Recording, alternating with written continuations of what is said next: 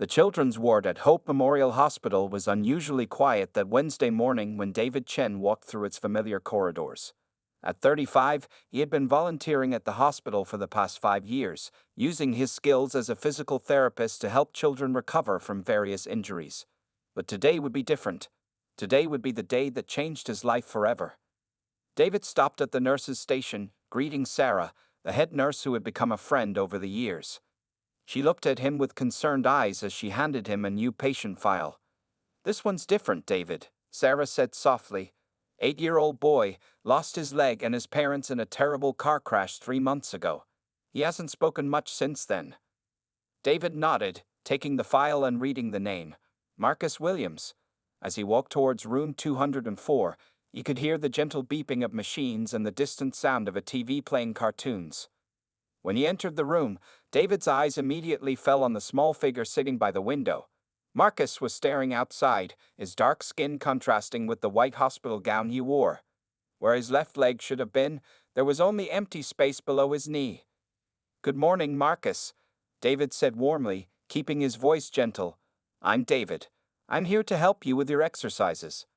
Marcus didn't turn around immediately. When he finally did, David saw eyes that held both deep sadness and surprising strength. The boy studied him carefully, as if trying to decide whether this new person was worth acknowledging.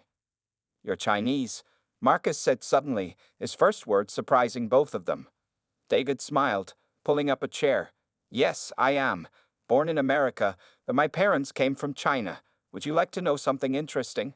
In Chinese culture, the number 8 is considered very lucky. And you're 8 years old. That must mean you're a lucky boy."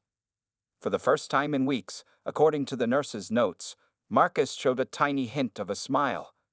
Over the next hour, David worked with Marcus on basic exercises, being careful not to push too hard. He noticed that despite his tragedy, Marcus showed remarkable determination.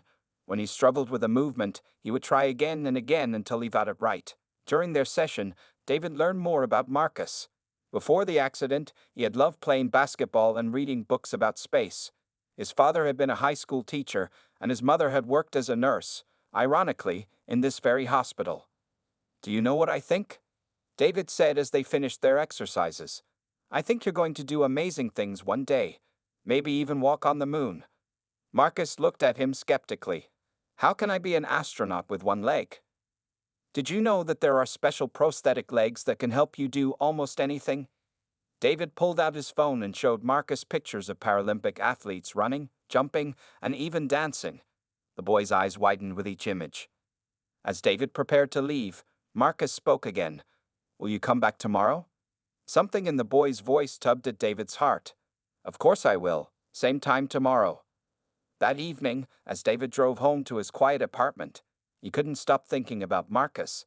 He thought about his own childhood as an immigrant son, feeling different from everyone else. He remembered the loneliness, the struggle to fit in, and how his parents' love had helped him through it all. Looking at his reflection in the rearview mirror, David made a decision that would change both their lives. He would check into the adoption process. He knew it wouldn't be easy. A single Chinese man adopting a black child with special needs would raise many eyebrows. But something deep inside told him it was the right thing to do.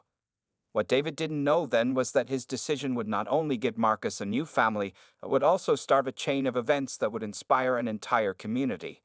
As he fell asleep that night, he couldn't have imagined the amazing journey that lay ahead for both of them, a journey that would begin with one simple act of love and end up touching countless lives. The next morning, David returned to room 204 with a new purpose in his heart. This time, when Marcus smiled at him, it felt like the beginning of something special. The adoption agency office was small and cramped, with walls covered in photos of smiling families. David Chen sat nervously in a hard plastic chair, his adoption application folder thick with papers in his lap.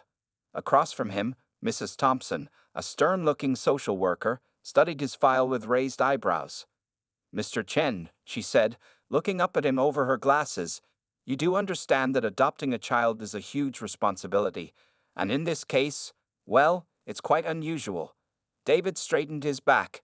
"I know it might seem unusual, but I've thought this through carefully. Marcus needs a family, and I can provide that."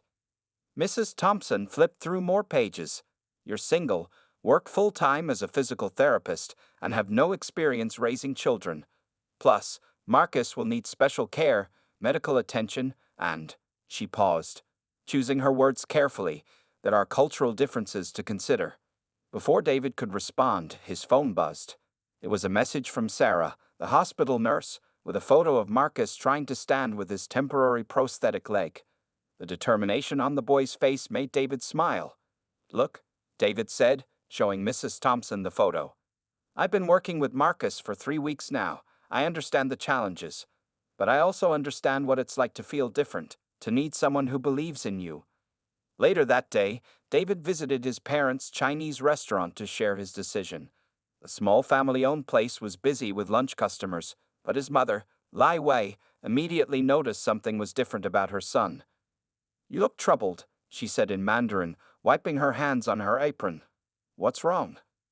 David took a deep breath and explained everything about Marcus and his plan to adopt him. As he spoke, his father stopped cooking and came out from the kitchen, his face growing more concerned with each word. "Have you lost your mind?" his father asked in Chinese. "A single man adopting a child?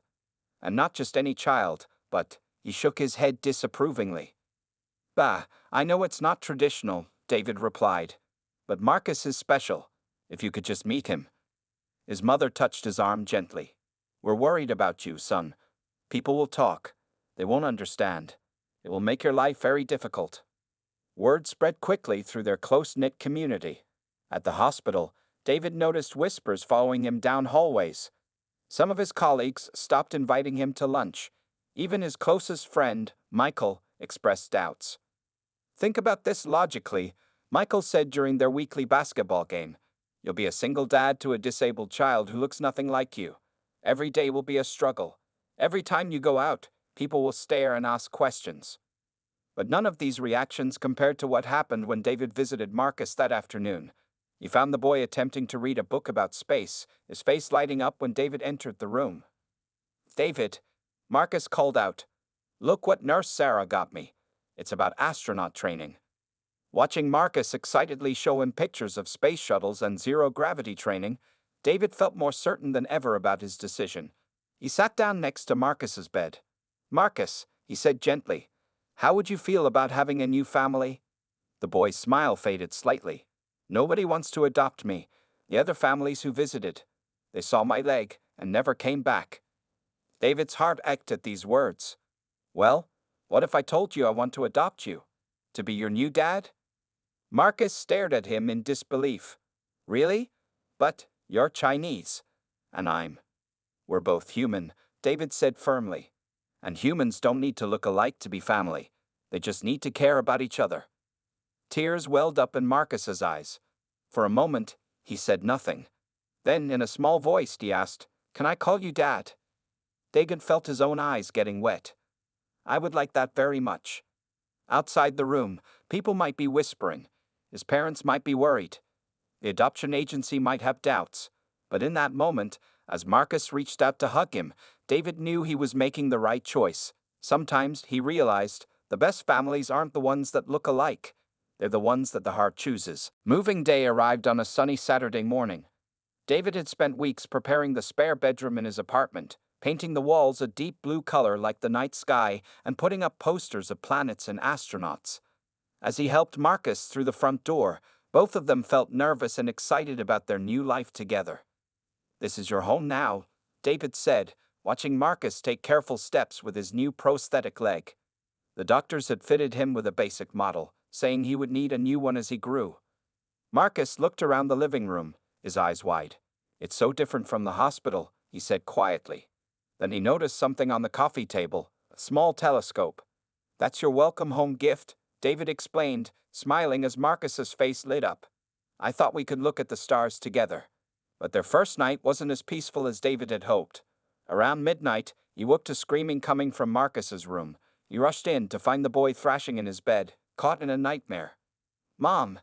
Dad! No!" Marcus cried out, his face wet with tears. David gently shook him awake. "It's okay, Marcus. You're safe. I'm here." Marcus opened his eyes, confused for a moment, then remembered where he was. He grabbed David's arm tightly. I saw the accident again, he whispered. The bright lights, the crash, everything. David sat on the bed and held Marcus until he stopped shaking. Would you like some hot chocolate? He asked, remembering how his own mother used to comfort him after bad dreams. In the kitchen, as they sat drinking hot chocolate with mini marshmallows, David realized this was just the beginning of their challenges. Marcus wasn't just dealing with a new home and a new father, he was still processing the loss of his parents and learning to live with his prosthetic leg. The next few weeks brought more difficulties. Their neighbors in the apartment complex stared whenever they went out together. Some people would whisper and point, not even trying to hide their disapproval. One afternoon, at the community pool, a mother quickly pulled her children out of the water when Marcus got in with his waterproof prosthetic leg. Maybe we should go home, Marcus said sadly, noticing everyone's reactions. But David shook his head. No, we're going to swim. You've been practicing, and I want to see those new moves you learned. At the grocery store, an elderly woman approached them, frowning. Are you babysitting? She asked David loudly. No, David replied firmly. This is my son. The woman looked shocked. But and you're. She walked away, muttering under her breath. Marcus squeezed David's hand. Why do people act like that? Some people don't understand that families can look different, David explained. But what matters is here. He pointed to his heart.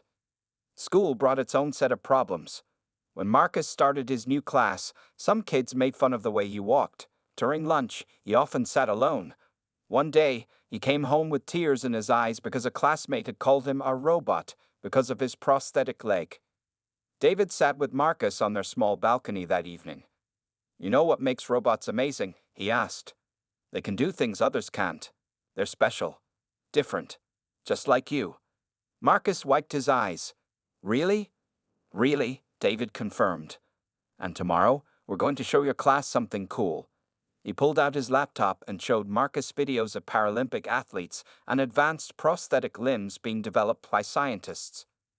That night, as David tucked Marcus into bed, the boy seemed thoughtful. Dad, he said, the words still new and precious to both of them. Even though some people are mean, I'm glad you adopted me.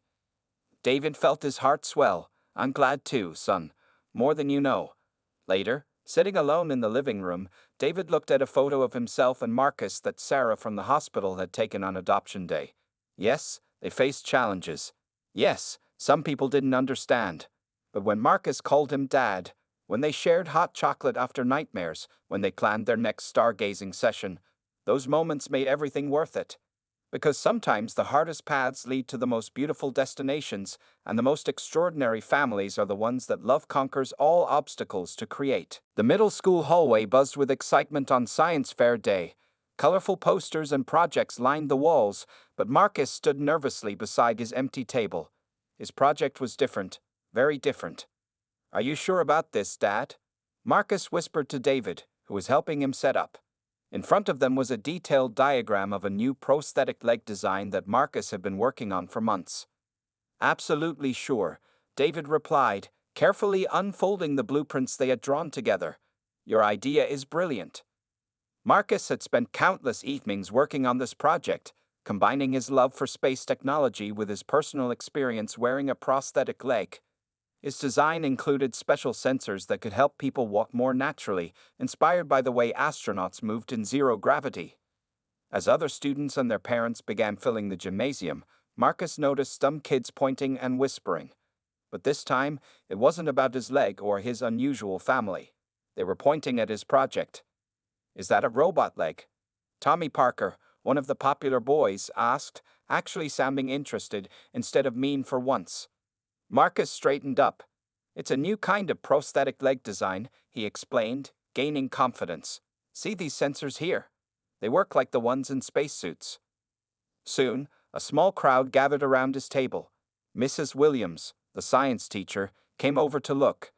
She adjusted her glasses as she studied Marcus's drawings and notes. This is fascinating, she said, genuinely impressed. What gave you this idea? Marcus glanced at David before answering. Well, when I first got my prosthetic leg, I had trouble balancing. But then my dad showed me videos of astronauts training underwater to practice spacewalks. It made me think, What if we could make prosthetic legs work more like spacesuits? As Marcus explained his design, David noticed something remarkable. The same students who had once teased Marcus were now asking him questions about his project. Even Tommy Parker, who had once called Marcus Robo-Boy to be mean, was now saying it like it was a cool nickname. The school principal, Mr. Thompson, stopped by their table. He had been skeptical when David first enrolled Marcus, suggesting that a special school might be more appropriate. Now, he listened intently as Marcus explained how his design could help other kids like him. "Young man," Mr. Thompson said seriously, "this is exactly the kind of innovative thinking we need at our school." During lunch break, David watched as a group of students invited Marcus to sit with them. They were still asking questions about his project, genuinely interested in his ideas.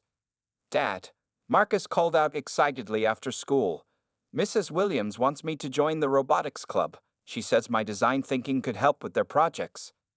That evening, as they celebrated with ice cream at their favorite shop, Marcus couldn't stop smiling. "You know what's weird?" he said, digging into his chocolate sundae. "Today was the first day nobody stared at my leg because it was different. They stared because of what I could do with it." David reached across the table and squeezed his son's hand. "That's because you showed them something important, that being different isn't a weakness. It's what makes you special." Later that night, as David was cleaning up, he found Marcus's project score sheet. Not only had he won first place, but Mrs. Williams had written a special note. "Marcus shows exceptional promise in biomedical engineering. His personal experience combined with his scientific curiosity makes him a unique talent." David pinned the score sheet on their refrigerator, next to Marcus's space posters and their family photos. Looking at these memories, he remembered all the people who had laughed when he first adopted Marcus. They had said it wouldn't work. A Chinese physical therapist and a black boy with one leg could never be a real family. But here they were, proving everyone wrong. Marcus wasn't just surviving, he was thriving. He had turned what some saw as a disability into an inspiration for innovation. As David walked past Marcus's room, he heard his son talking on the phone with Grandma Lee, proudly telling her about his project in his newly learned Chinese words. David smiled, knowing that sometimes the most beautiful things in life come from daring to be different. The letter arrived on a Tuesday morning. Marcus was eating breakfast, practicing Chinese characters with his grandmother, when David brought in the mail. The envelope was thick and had an important-looking logo, National Young Inventors Competition. "It's for you, Marcus," David said, trying to hide his excitement. They had submitted Marcus's prosthetic leg design to the competition 3 months ago, but hadn't expected to hear back so soon. Marcus's hands shook as he opened the envelope. His grandmother stopped her Chinese lesson, watching closely. As he read the letter, his eyes grew wider and wider. "Dad," he shouted, jumping up from his chair, "I'm one of the finalists. They want me to present my design in Washington, D.C." David hugged his son tightly, while Grandma Lai called Grandpa Chen at the restaurant to share the news. Within an hour, their small apartment was filled with family bringing celebration food.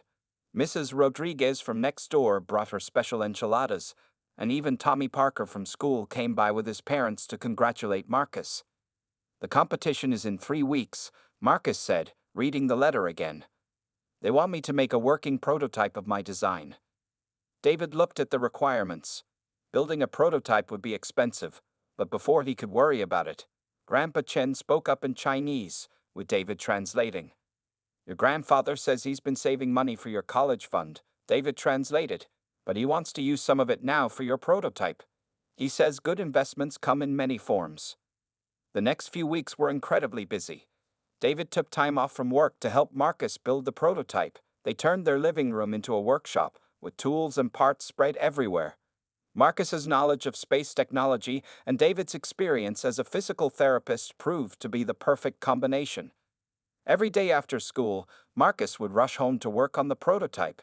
His friends from the robotics club started coming over to help, amazed by his design. Even Mr. Thompson, the principal, visited to see their progress. "You know," Mr. Thompson said to David one afternoon, "when you first brought Marcus to our school, I had my doubts. I've never been so happy to be proven wrong." The night before they left for Washington, Marcus couldn't sleep. David found him in the living room, staring at their finished prototype. It looked professional, with smooth white panels and blue sensor lights that glowed softly. What if it doesn't work? Marcus whispered. What if everyone laughs? David sat next to his son. Remember when people laughed at us for being different? Did that stop us? Marcus shook his head, smiling slightly. Your design could help thousands of kids like you, David continued. And even if something goes wrong tomorrow, I'm already so proud of you. The competition hall in Washington was huge, filled with young inventors from all over the country. Marcus was the youngest finalist, and many people stopped to look at his project. Some whispered when they saw his own prosthetic leg, but their whispers turned to amazement when he demonstrated his prototype. During his presentation, Marcus spoke confidently about his inspiration. When I lost my leg, I thought my dreams of being an astronaut were over. But my dad showed me that being different just means finding new ways to reach for the stars. The judges asked many questions, and Marcus answered each one perfectly. He explained how his design used space technology to make prosthetic legs more comfortable and natural to use. When one judge asked about his research, Marcus proudly mentioned his dad's help and his own experience.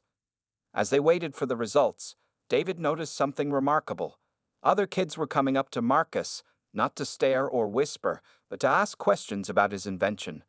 Parents were taking notes about his design, hoping it might help their own children. When the head judge stepped up to the microphone, Marcus grabbed David's hand tightly. The room grew quiet. The first prize for this year's National Young Inventors Competition goes to Marcus Chen for his revolutionary prosthetic leg design. The hall erupted in applause. David felt tears in his eyes as he watched his son walk confidently to the stage, his prototype glowing blue under the bright lights.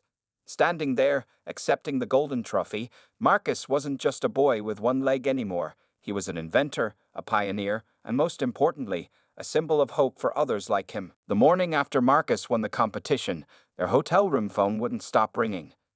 News of his invention had spread quickly, and suddenly everyone wanted to talk to the 13-year-old boy who had revolutionized prosthetic leg design.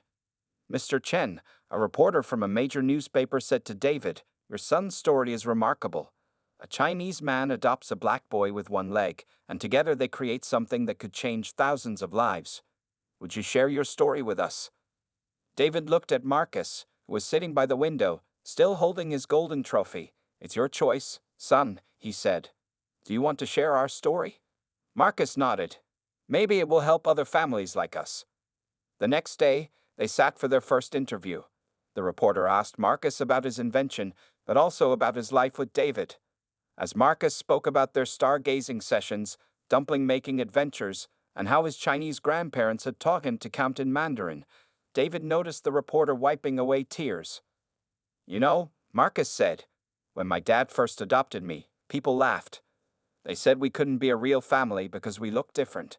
But those differences made us stronger." The story was published the following week, and it quickly went viral online. Soon, their phone was ringing again, but this time, it was different. Parents of children with prosthetic limbs wanted to know when Marcus's design would be available. Adoption agencies called to ask if David would speak to other single parents considering transracial adoption. Even their local community changed. The same neighbors who had once pulled their children away now asked Marcus to speak at school assemblies. Parents who had questioned David's decision to adopt now approached him for advice about teaching their own children about acceptance. One evening, as they were walking home from the grocery store, a young black boy with a prosthetic leg spotted them. His mother had tears in her eyes as she approached. "We read your story," she said. "My Tommy hasn't smiled in months, not since his accident. But after reading about Marcus, he told me he wants to be an inventor too." Marcus talked with Tommy for nearly an hour, showing him the special features of his prototype and sharing stories about learning to walk again. David watched proudly as his son became not just an inventor, but a mentor. The biggest surprise came when a major medical technology company contacted them. They wanted to develop Marcus's design into a real product that could help children around the world.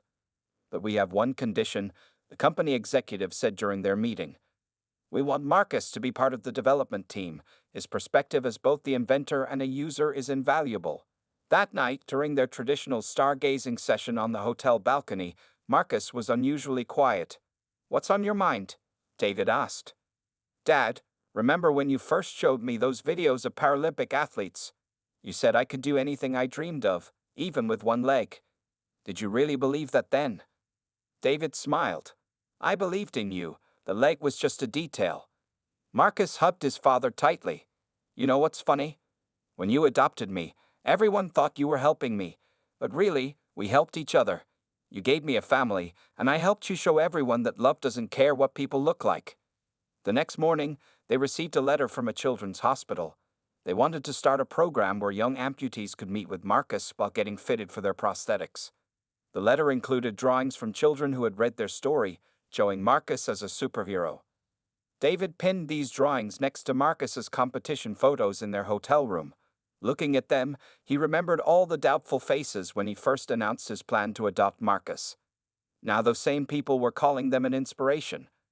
As they packed their bags to return home, David found a note Marcus had written in his science journal. It read, "Sometimes the biggest discoveries come from the heart, not the laboratory. Thank you, Dad, for discovering me." That evening, as their plane took off, David watched his son sleeping peacefully in the seat next to him. The trophy was safely packed away, but Marcus's real prize was much bigger. He had shown the world that being different wasn't a weakness, but a superpower. 5 years had passed since Marcus's invention first made headlines. Now, on a bright spring morning, 18-year-old Marcus stood in front of his mirror, adjusting his graduation cap. The tassel kept falling in his face, making him laugh. Need some help? David asked, standing in the doorway. He was already dressed in his best suit, the one he had worn when he first adopted Marcus. Can't believe this day is finally here, Marcus said, turning to show his father the special graduation gown they had modified to show off his prosthetic leg. It wasn't just any prosthetic now. It was the final version of his own design, being used by thousands of children around the world. The doorbell rang, and soon their small apartment was crowded with family.